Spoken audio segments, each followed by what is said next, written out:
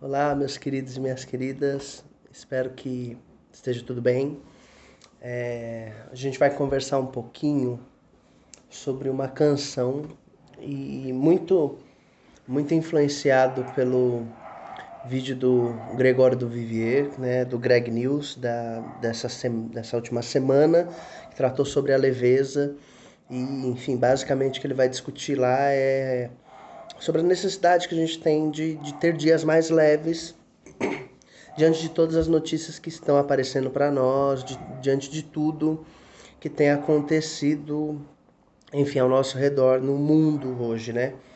E aí ele vai dar alguns exemplos, e aí depois do vídeo em si eu fiquei pensando, e aí, enfim, a memória vai levando a gente para outros lugares. E aí lembrei do período que eu fazia teatro com os amigos, né, na escola onde eu estudei.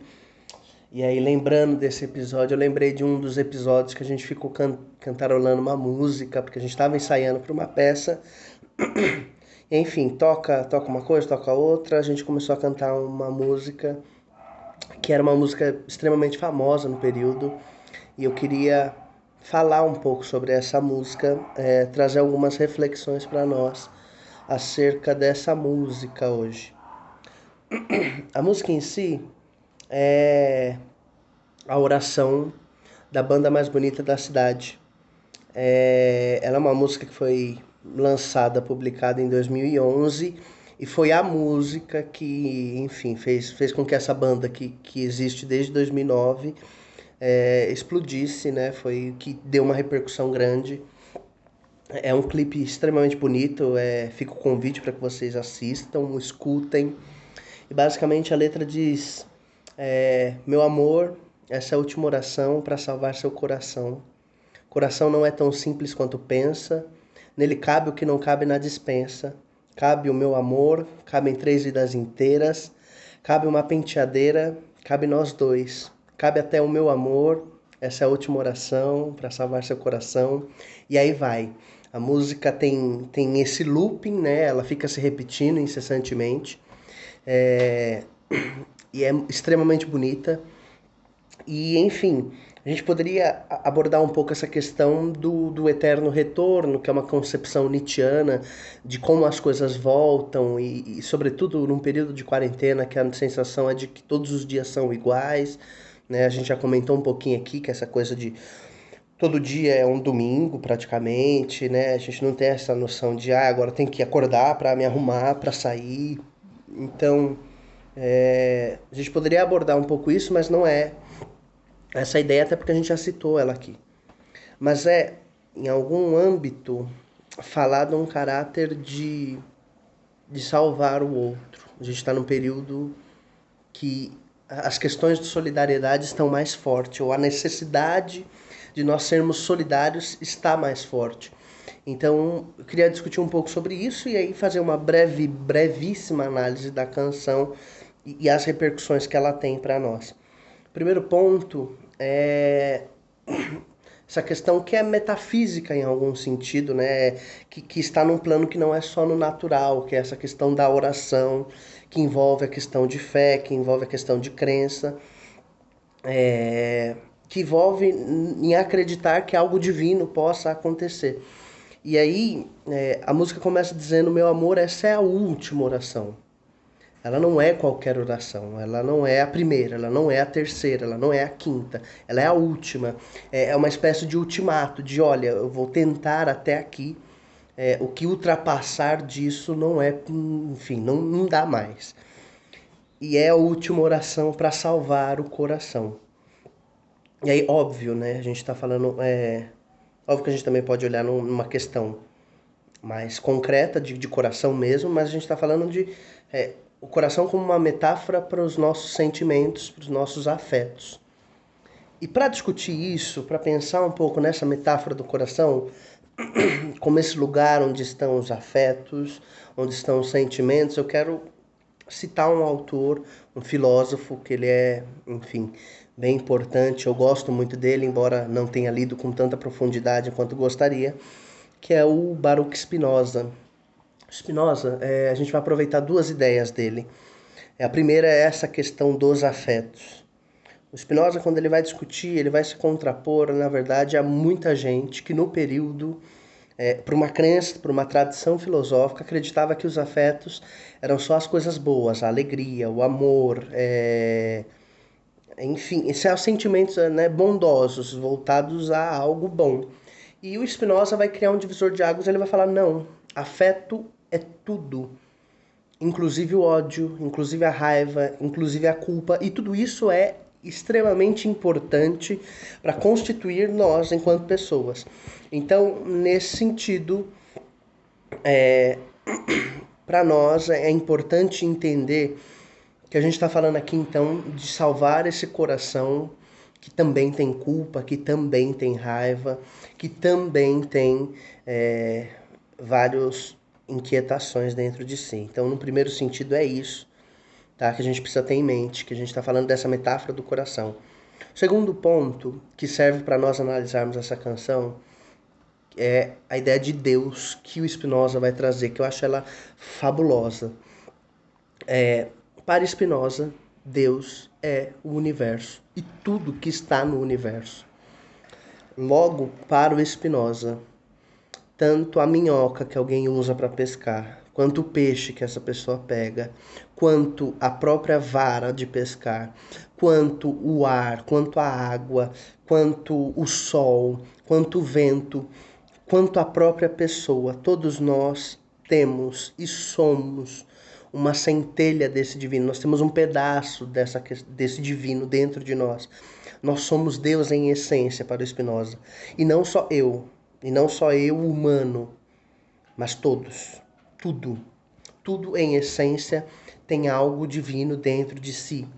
E quando o Spinoza fala isso, ele abre margem para que eu e você pense da possibilidade de cuidarmos uns dos outros, porque está tudo interligado, porque tudo é divino, porque tudo faz parte de um mesmo universo. Né? A metáfora das células, nós somos células de algo muito maior. E aí, voltando para a canção, ela é importante, essa ideia de Deus, não esse Deus que está distante, ou mesmo que esteja próximo, mas é um Deus que é outra coisa que não nós. Porque quando a gente fala, essa é a última oração, esse é o último pedido, essa é a última vez que eu rogo a uma divindade para ajudar, e entendendo que essa divindade sou eu, é o meu vizinho, é todos os próximos, o que significa é que eu peço ajuda para salvar essa pessoa. Eu peço apoio, eu peço amparo, não só a mim mesmo, mas eu também peço a mim, mas para um grupo, para que todos socorram.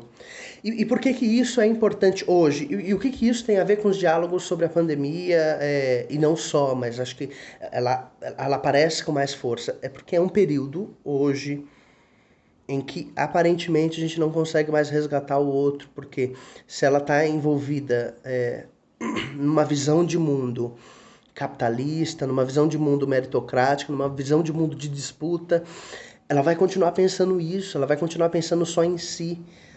E isso é desesperador, porque a gente quer salvar essas pessoas, porque em grande medida são pessoas que estão próximas a nós, são pessoas que nós temos afetos, tanto bons quanto ruins, mas que nós nos importamos com essas pessoas e nós queremos de alguma forma abrir os olhos delas, mostrar para elas que isso é equivocado, e que a vida é muito mais do que essas coisas, a vida é muito mais do que produzir, a vida é muito mais do que poder de compra, a vida é muito mais do que tudo isso, e nós tentamos salvar e em alguma medida a gente não consegue. Né? A gente tem dito desde as eleições, né, de 2018 que o mundo está polarizado, e isso não é só no Brasil, é no mundo inteiro. O mundo está dividido, está fragmentado, cada pessoa tem uma concepção de vida, uma concepção de entendimento das coisas que, na verdade, nos impedem de interagir. Né? Em alguma medida a gente tem visto pessoas, e isso é assustador, que defendem coisas que são absurdas, né, como práticas de tortura. E enfim, a gente poderia dar um monte de exemplo aí do que o mundo está cheio, né?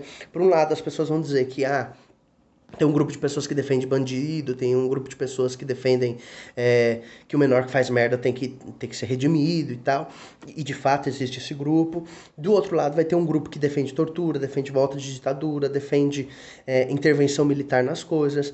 E às vezes esses dois grupos não dialogam e são pessoas que estão próximas a nós, são às vezes familiares nossos, e às vezes nosso desejo é essa coisa de meu amor.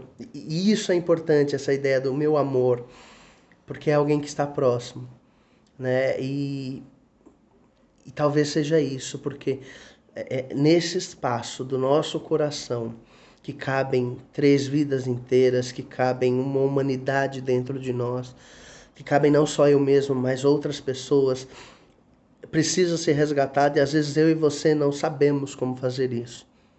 E acho que olhar para a ideia do Spinoza de que Deus somos todos nós, dá uma luz importante que é a salvação, e aí salvação com muitas aspas, né?